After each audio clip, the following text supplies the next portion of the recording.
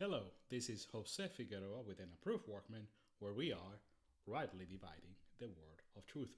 Welcome to another time of Bible study. I am glad that you're here as we open God's word one more time. Our current series is Jesus, the Servant of Yahweh, a study of the Gospel of Mark. If you're new to this Bible teaching ministry, here's how you can learn more about our work. First, you can visit our website, www.anapprovedworkman.org. That is anapprovedworkman altogether.org. On the website, you can learn about the purpose of this ministry, our Bible teaching approach, and also review our statement of faith. You can listen to previous episodes of our current series or any episodes from previous series. You can also subscribe to the podcast, which is available on Apple Podcasts, Google Podcasts, or Amazon Music and other podcast directories. You can also connect with us on social media. On Instagram at an approved workman. We have a Pinterest profile at pinterest.com/an approved workman and our Facebook page, facebook.com/an approved workman 215. Finally, you can also subscribe to our video channels. We're on YouTube, youtube.com/an approved workman 215, and we're also on Rumble, rumble.com/c/an approved workman. That's our channel on Rumble. A final reminder, if you're being blessed by this Bible teaching content that we're producing at An Approved Workman, please share with someone who might also be blessed by it. And thank you for helping us reach more people with the everlasting Word of God.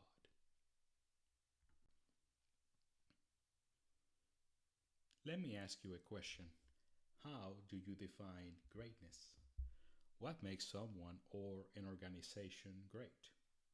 In his 2001 book, Good to Great, Why Some Companies Make the Leap and Others Don't, author and leadership consultant Jim Collins documented the research and findings that showed how great companies triumph over time and how long-term sustained performance can be engineered into the DNA of an enterprise from the very beginning. One of the common aspects to all the companies that made that leap from good to great was a concept Collins defined as a level 5 leader.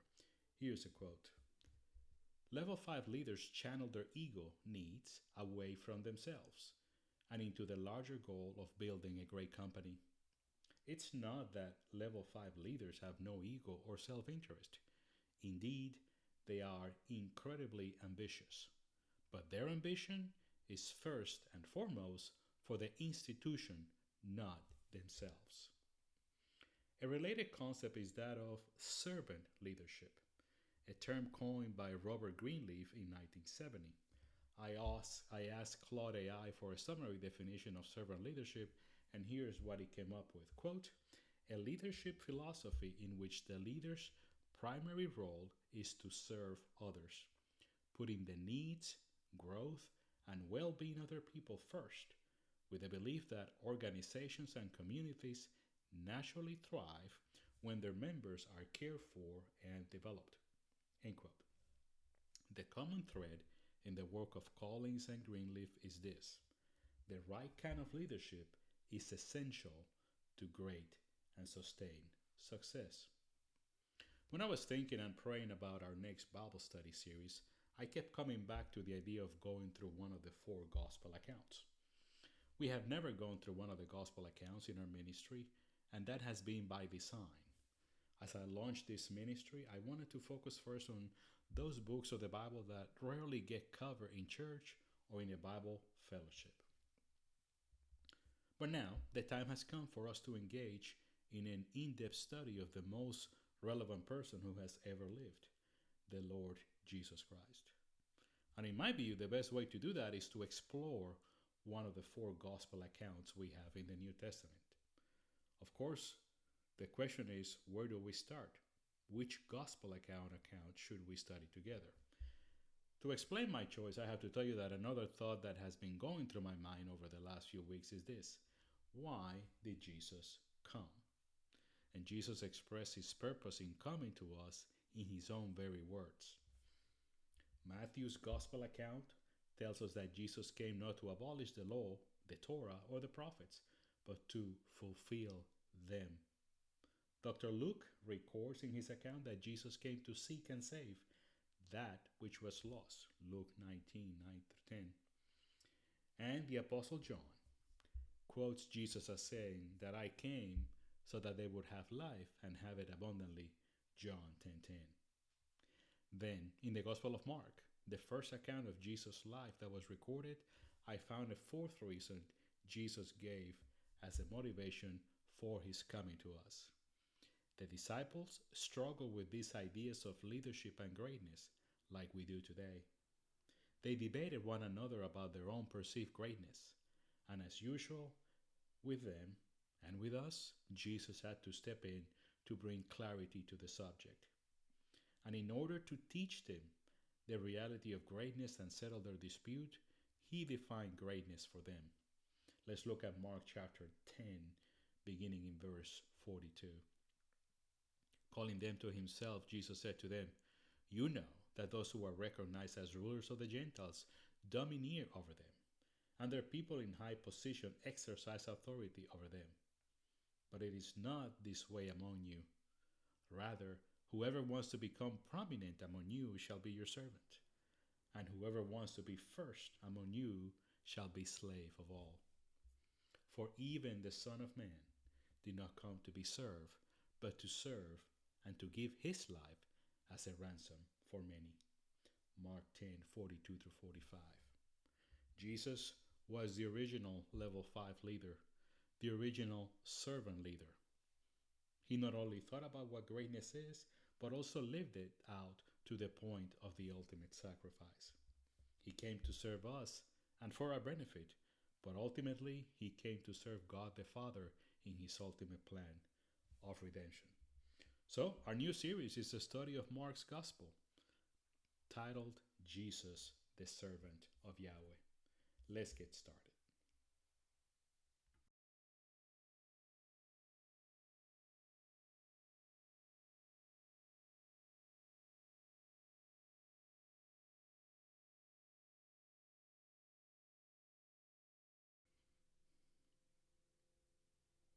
We always select a key verse or a key passage for our Bible study series.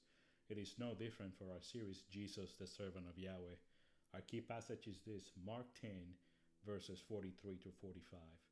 But it is not this way among you. Rather, whoever wants to become prominent among you shall be your servant, and whoever wants to be first among you shall be slave of all.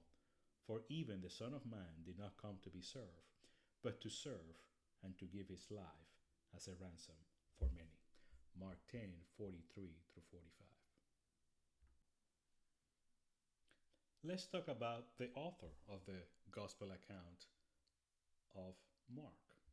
It is believed that is John Mark, the cousin of Barnabas, companion to both Paul and Peter, who is the author of the second gospel. A member of a Jewish family in Jerusalem who were early believers in Jesus Christ, John Mark had both a Jewish and a Roman name. The Roman name Mark was perhaps a badge of Roman citizenship, as in Paul's case, or was adopted when he left Jerusalem to serve the Gentile church in Antioch. Acts 12:25. Mark may have already been converted through the personal influence of Peter. And John Mark accompanied Barnabas and Saul to assist them on their evangelistic expedition, Acts 13:5. However, he soon left the apostles and returned to Jerusalem. About 11 years passed before Mark again appears in the biblical record. In Colossians 4:10 and Philemon 1:24, he's in Rome with Paul the Age, who is there as a prisoner of Jesus Christ, according to Philemon 1:19. The most important and reliable extra scriptural tradition concerning Mark is that he was the close attendant of Peter. The early church fathers said that this association produced the Gospel of Mark, inasmuch as Mark took account of Peter's teachings about Jesus and then used them to shape his gospel, perhaps written in Rome between AD 60 and 68. And that summary about the authorship of the Gospel of Mark by John Mark comes from the Tyndale Bible Dictionary, an entry by Walter Elwell and Philip Wesley Comfort. Now, let's spend some time on the date of the writing, the audience, and the theme of the Gospel of Mark.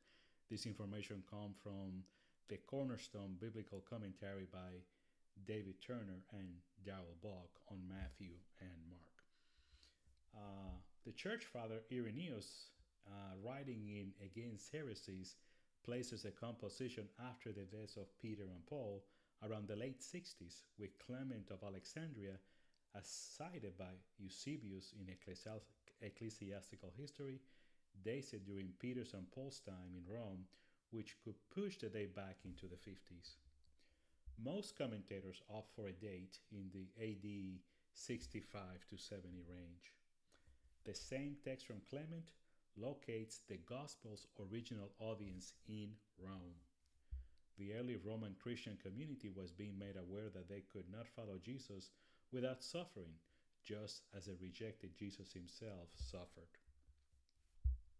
They also were being shown that discipleship failures in their past could be overcome by the same power that enabled Jesus to endure the cross. Mark's goal was clearly to tell his readers what Jesus was about as he brought the good news to people, and thereby reveal himself as the Christ, the Son of God. Jesus is the story and the point of the story. Jesus' authority was not based only on miraculous power. Mark highlights Jesus as the suffering Son of Man and servant, proportionally more than any other gospel. In fact, 9 of 13 uses of the Son of Man title look to Jesus' suffering. And although Isaiah 53 is not cited, the descriptions of Jesus clearly parallel the portrait of the suffering servant, especially in the claim that his mission was to give his life as a ransom for many. And again, that is a summary of the date, the audience, and the theme for the Gospel of Mark from David Turner and Darrell Buck in the Cornerstone Biblical Commentary on Matthew and Mark. Let's now spend some time looking at the timeline of the Gospel of Mark. This comes from the Ryrie Study Bible by Dr. Charles Caldwell Ryrie. Beginning in 30 BC, Herod the Great rules over the area of Judea, and in 27 BC, Caesar Augustus becomes the Roman emperor. In the year 20 BC, Herod began temple reconstruction, and it's in the year 6 BC that Annas becomes a high priest. According to Dr. Ryrie, Jesus is born between 6 and 5 BC, and then the escape to Egypt happened in the year 504 BC. And it is in 4 BC where Herod the Great dies, enabling the return of Jesus' family to Nazareth, and now Archelaus is the ruler over Judea. Judea itself became a Roman province in the year 6 AD, and in 14 AD, Tiberius Caesar became the Roman emperor. 18 AD is when Caiaphas becomes a high priest, and then in the year 26 AD, Pontius Pilate was appointed governor of Judea. It is believed then that Jesus began his public ministry in 26 or 27 AD, and it's in 30 AD when he suffered his crucifixion, was raised from the dead, and then ascended to heaven. And of course, the year 70 AD marked the destruction of Jerusalem and the temple as prophesied by Jesus. Let's talk briefly about the geographical setting of the Gospel of Mark. There is a picture provided by the Gospel Coalition of the map of Mark, the ministry of Jesus during this time, and we'll have that picture also on the website. Look for it in the series page. But here is a couple of notes from the Gospel Coalition. Quote, "The events in the book of Mark take place almost entirely within the vicinity of Palestine, an area extending roughly from Caesarea Philippi in the north to Beersheba in the south. During this time, it was ruled by the Roman Empire. The book opens with Jesus' baptism by John during the rule of Pontius Pilate and the tetrarchs Antipas and Philip, and it closes with Jesus' death and resurrection about 3 years later. End quote. So we will see Jesus moving all the way from north to south in the Holy Land, the area of Galilee, Jerusalem, Samaria, Judea, all that area, and even venturing into the Decapolis, the Gentile area.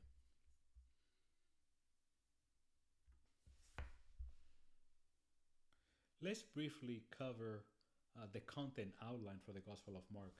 And with like any Bible book, there's multiple ways you can break down the content and provide an outline. I've chosen to get help from Dr. John MacArthur from his MacArthur Bible Commentary, and he divides the book as follows. First, there's a prologue, in the wilderness, chapter 1, verses 1 through 13. Then the beginning of his ministry in Galilee and the surrounding regions, chapter 1, verse 14 through chapter 7, verse 23. And then the third major outline division is broadening his ministry in various Gentile regions, chapter 7, verse 24 through chapter 9, verse 50. Then concluding his ministry, the road to Jerusalem, chapter 10, verses 1 through 52.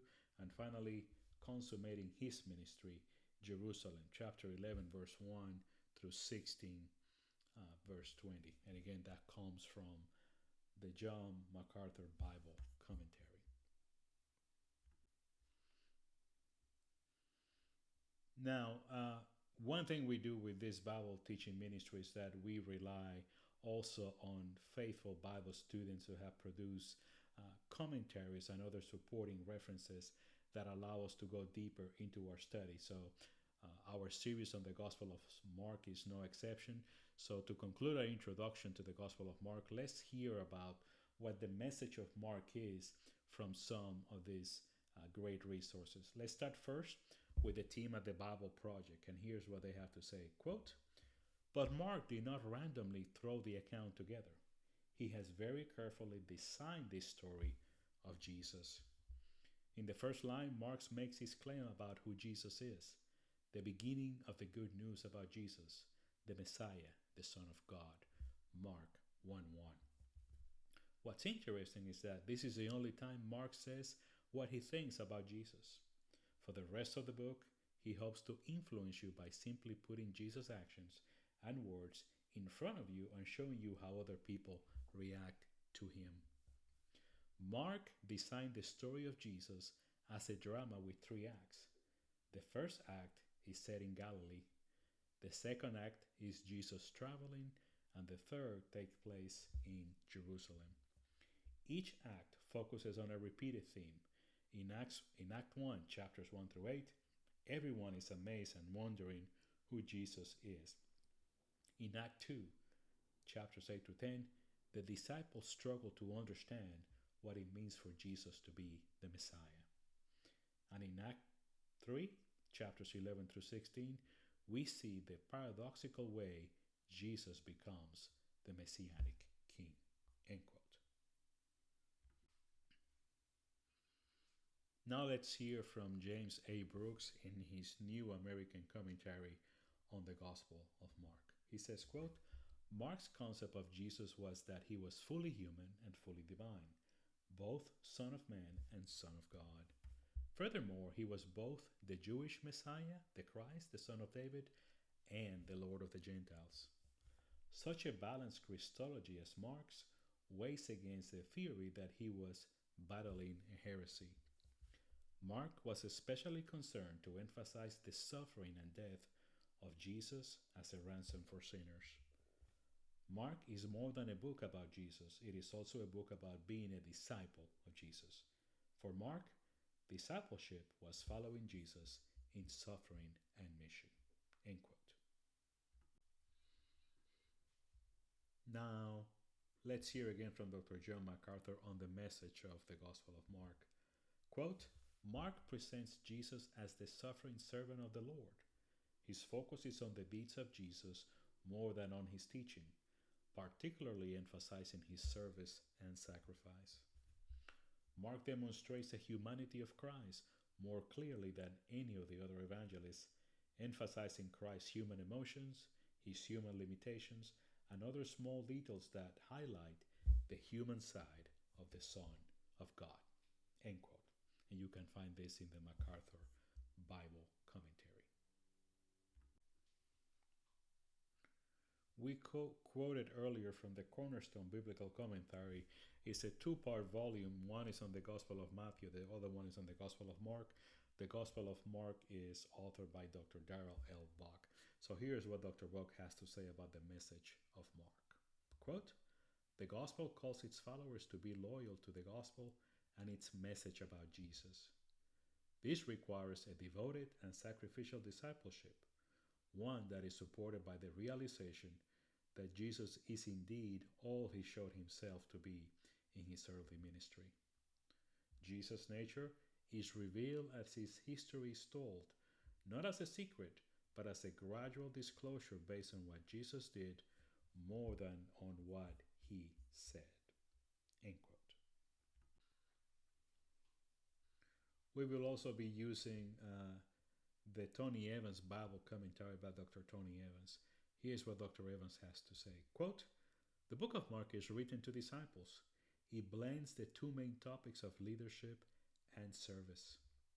Mark unfolds what it means to serve as a kingdom leader and to lead as a servant, because both of these elements are included in what it means to be a follower of Jesus Christ.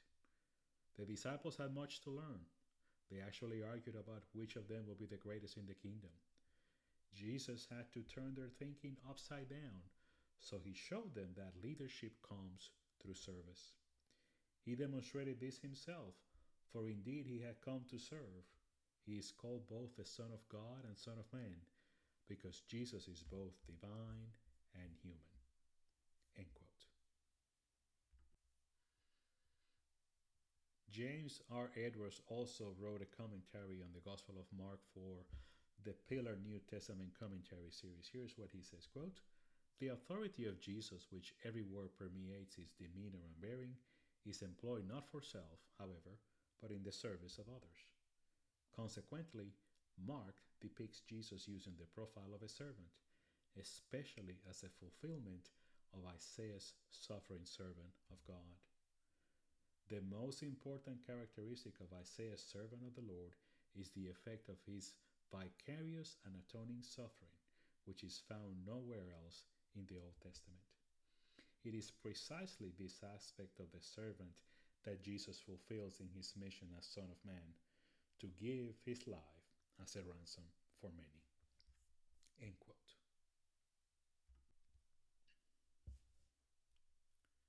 Dr. David Jeremiah wrote a very useful little book called Understanding the 66 Books of the Bible, where he provides a high-level summary of the book, the message, and some key thoughts and the key verses. Here's what he included for the Gospel of Mark. Quote, "This book is short and to the point, an approach reflecting the attitude of Rome's culture. The Roman world of Mark's day was focused on getting things done now. So Mark used words like immediately and quickly almost 50 times to describe the urgency and immediacy of Jesus' mission and message. Mark wrote his gospel during a time when everything dear was being swept away by marching armies, mindless persecution, injustice, and death. His gospel helped the Roman world focus like a laser on the story of Jesus. So it is today. The more chaotic our world, the more urgently we must proclaim the gospel of Jesus Christ, the Son of God." End quote.